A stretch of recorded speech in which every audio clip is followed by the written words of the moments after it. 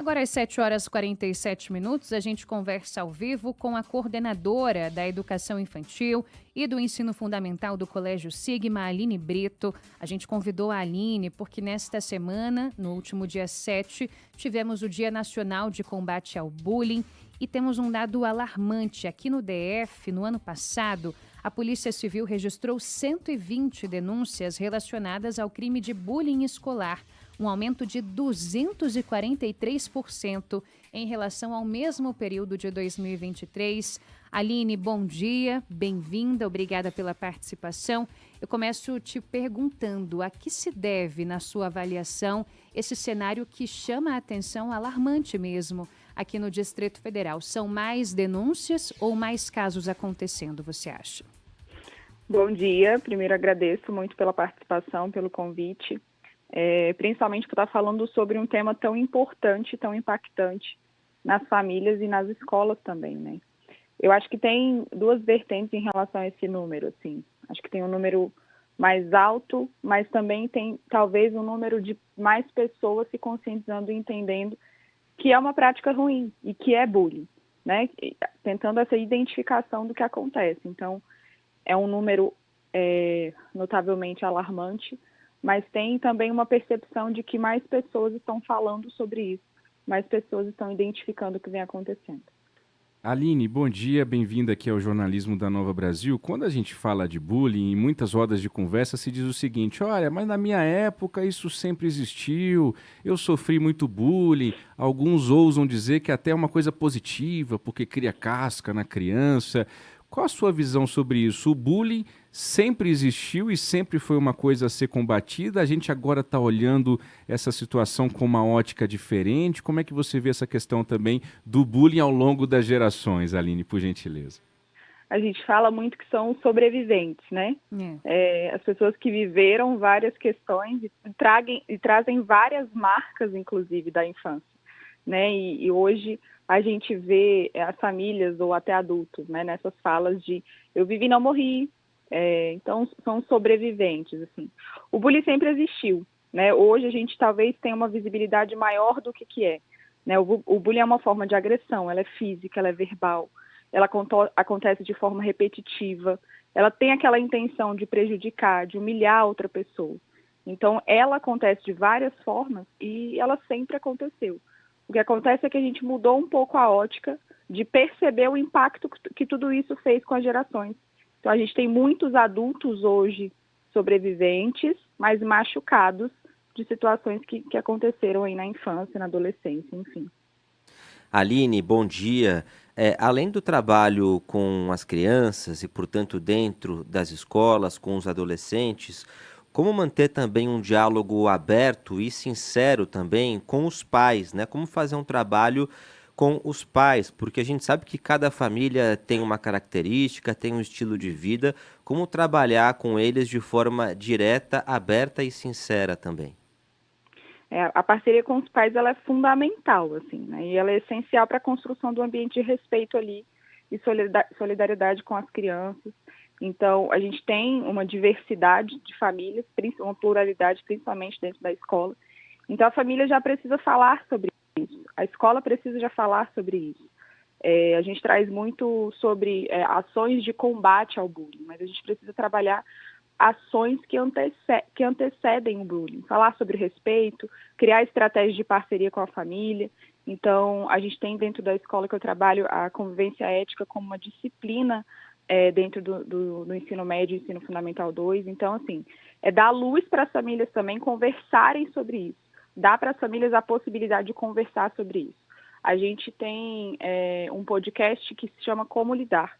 E o primeiro tema que a gente trouxe foi o como lidar com a adolescência, que muitas vezes é onde isso estoura, né? Às vezes as crianças vêm sofrendo bullying ou acontecendo algumas coisas desde antes, e na adolescência aquilo transparece de uma forma diferente, e se a família não estiver conectada com a criança, conectada com o seu filho, aquilo tende a piorar, assim. Então, a gente tem, enquanto escola, mas enquanto sociedade também, dar luz a essas famílias para conversarem sobre esse tema. Obviamente sobre o bullying, mas principalmente sobre ações que antecipam essa ação. Muito bom.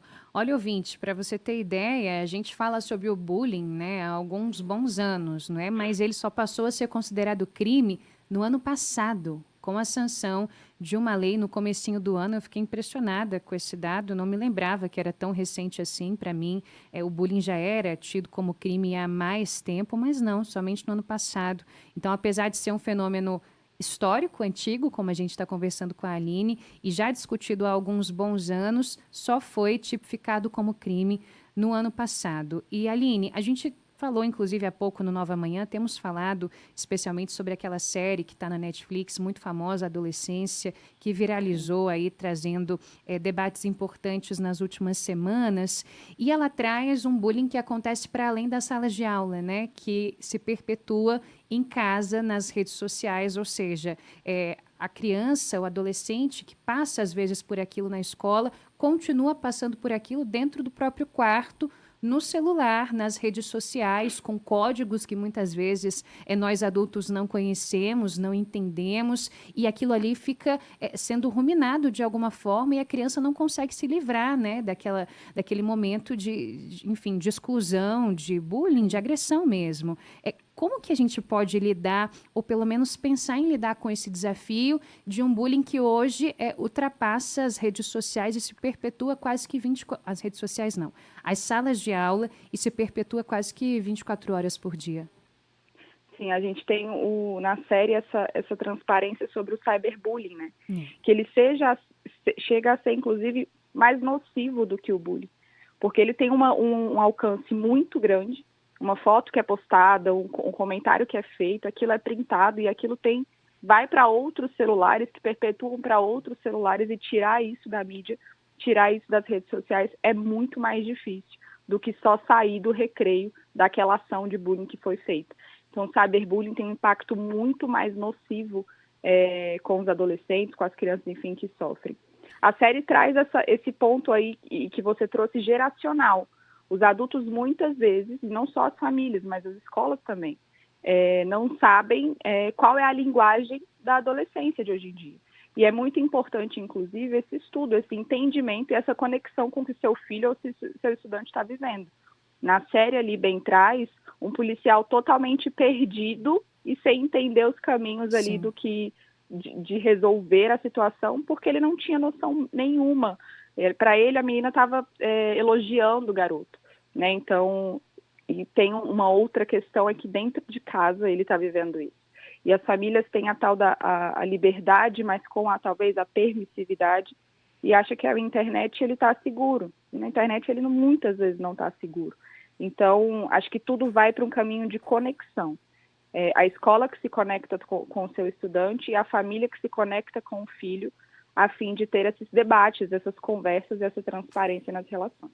Aline, primeiro, para você que está chegando agora na nossa programação da Nova Brasil FM, nós estamos conversando ao vivo com a Aline Brito, que é coordenadora da Educação Infantil e Ensino Fundamental do Colégio Sigma. O assunto é o bullying. Nós estamos comentando, inclusive, sobre a série do Netflix, sucesso mundial, Adolescência. Aline, tem uma coisa que me intriga, eu partilho com você, com o nosso ouvinte, com a Ariane, com o Rafael Tebas, que estão aqui nos estúdios da Nova Brasil Brasília, o seguinte: há muita polêmica sobre como divulgar esse tipo de situação, né? Até mesmo entre nós, jornalistas, a gente conversa muito sobre isso, sobre o tom. A gente tem um caso de esfaqueamento, inclusive na série A Adolescência, do Netflix.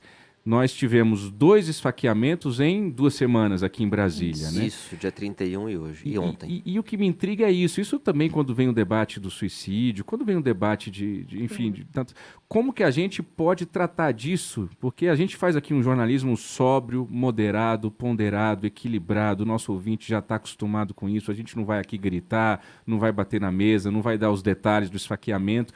Mas a gente entende também que a cabeça, às vezes, do adolescente muitas vezes imatura, muitas vezes tão suscetível a coisas alheias e externas, né?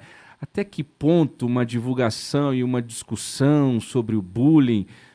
Aline, aqui é uma provocação, não pode fazer um efeito contrário, você está entendendo onde eu estou querendo chegar, né? Não pode acabar estimulando o bullying, né, Aline? É muito delicado isso.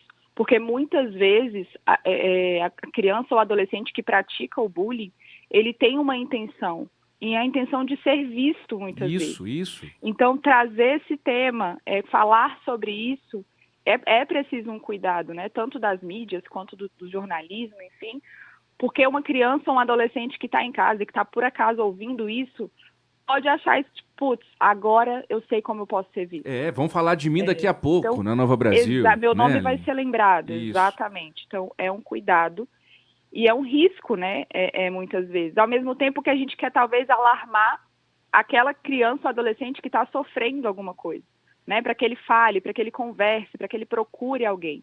Mas falar sobre esses assuntos e sobre esses temas, tanto sobre suicídio também, são pontos muito delicados, assim, muito por esse querer ser visto, essa necessidade de se encontrar.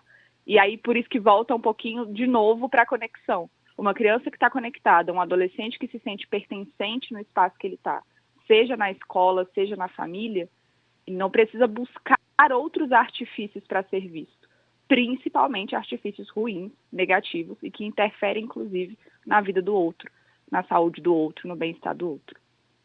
Muito bem, agora são 7h58. A gente conversou ao vivo com a Aline Brito, ela que é coordenadora da Educação Infantil e do Ensino Fundamental do Colégio Sigma. Aline, muito obrigada pelo papo, pelos esclarecimentos, pela disponibilidade de conversar com a gente aqui. Um bom dia de trabalho para você. Volte sempre aqui à Nova Brasil.